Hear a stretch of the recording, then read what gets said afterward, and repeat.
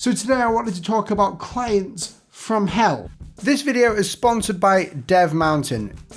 If you don't know, I'm a logo designer, hand lettering artist, and I make these videos online as well. And that means that I get commissions from clients. Sometimes the clients that I get, very rarely, but sometimes they can be from hell, a place called hell. So today I'm going to share with you a story about a client from hell that I've had. Now, in no way am I slating someone. I'm not going to name anyone, any company like that, but I hope you guys learn something from it, just the same way that I learned from my mistakes as well in this client process that I had. So a couple of years ago, I was commissioned to design a logo for a blog. I'm not going to say which blog, but this blog was kind of big and it was also just starting, but people were really watching it and reading stuff on it. When I was commissioned to do this, I was working with a woman who was really nice to me at the start, and she said she really wanted to work with me on this piece of logo design greatness, and I was really excited too. She said she was a Christian as well, which was like cool for me because I know a bunch of Christians. I'm a Christian myself. Not saying that I only work with Christians, but it's always nice when you work for someone who has the same sort of ideologies as you, or so I thought. So anyway, I go ahead and we sign the contract. She pays me half the amount for the deposit, which is what always happens.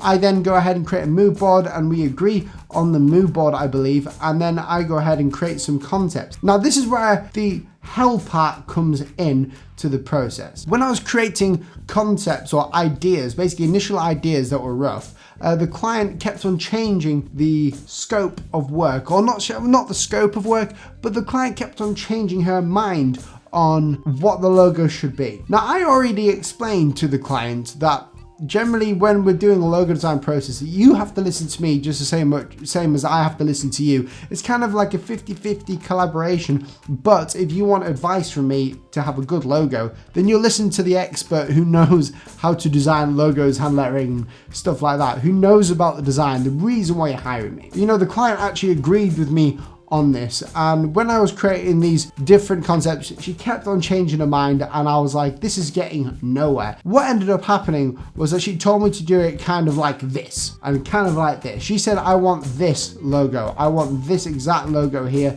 like the same style and everything. And you know, when someone gives me that kind of, this is what I want, two emotions go through my head. One is anger. The second one is kind of like, I don't know where to put it, but like lost, like loneliness and lost, because I don't know why she wants someone else's work and for me to copy that. So when the client said, I want the work like this, I said to her, well, that's not the way that we're working here. The way that I design a logo is that I want to give you the best logo. I want to make sure that when the logo is created, that you are, one, proud of it, and two, your customers or the viewers or the people who read your blog, your audience, are happy with it too, and they can identify it very easily. Now, this is where the client disagreed. The client ended up saying, after a while, that I just want you to do it like this. I'm paying for you to do it like this. And if you don't do it the way that I want it done, then you will not get paid for this work. And I said, that's fine. You know, I haven't done much work on it already, but I think that this idea that I've got will work really well. And I worked with her on this idea that I had. And then I also created some work for her that she wanted, a very rough version. She didn't like any of them. And the reason she didn't like any of them is literally because she doesn't know what she wants. And this is the problem. When a client thinks they have to know what they want before they come to you, they'll have an unreasonable expectation in their mind for the logo design. They are basing their approval on the logo design based on their emotional response to first seeing it. It's an impulsive response, right? So I try to explain, you know, the logo design doesn't have to have the wow factor, it just has to work really well, and I can prove that this does work very well. But this client wasn't having it, and basically she didn't want to work with me anymore. And because this wasn't working right for her and she thought we were getting nowhere, when in reality this is just part of the process, she decided that she wanted to have the deposit back. So she asked me for the deposit of the work back. Now, you know, when a designer gets a deposit or a logo designer gets a deposit, it's because they're starting the work and you're paying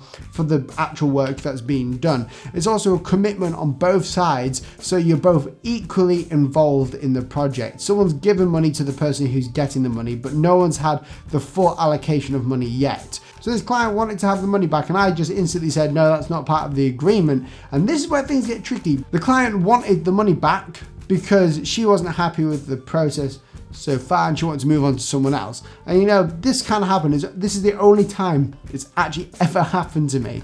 And I said no to this, and what happened was, is that she for ages kept on emailing me, and I said, look, if you don't want to work with me, we don't have to work together, but you've already paid for the work that I've done already. I can give you the files to things that you want, or the actual photographs of the drawings and stuff, but we can't complete this until I know that you're ready to move on to the next stage, which is, you know, paying me full to do the rest of the work. So one thing I learned from this client was that it wasn't exactly her fault. But Will, if it's not her fault, whose fault is it? Well, it is my fault.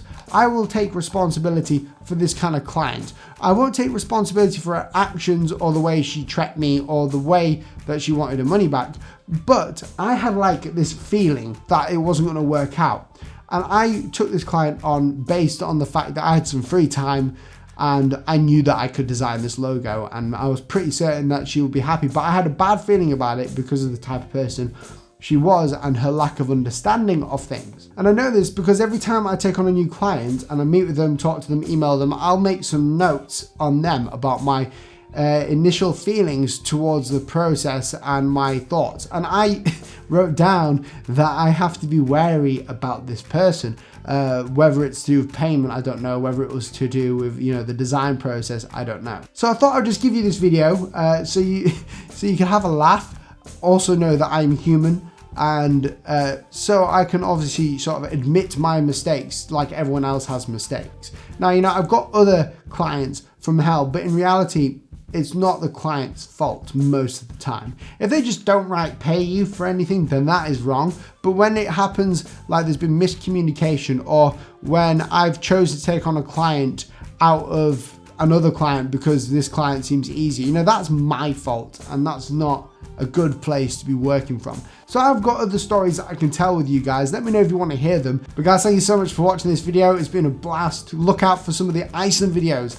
It's been quite nice just talking to you. It feels like I'm just having a little chat with you. I don't have to talk about anything, you know, design related really. But guys, let me know if you like this kind of video and if you want to see more. If you've got some questions that you would like to ask me and for me to answer in a video kind of like this, leave them down below as well. I'd love to speak to you about it. Guys, thank you so much for watching and I'll catch you in the next video. See you soon. Goodbye.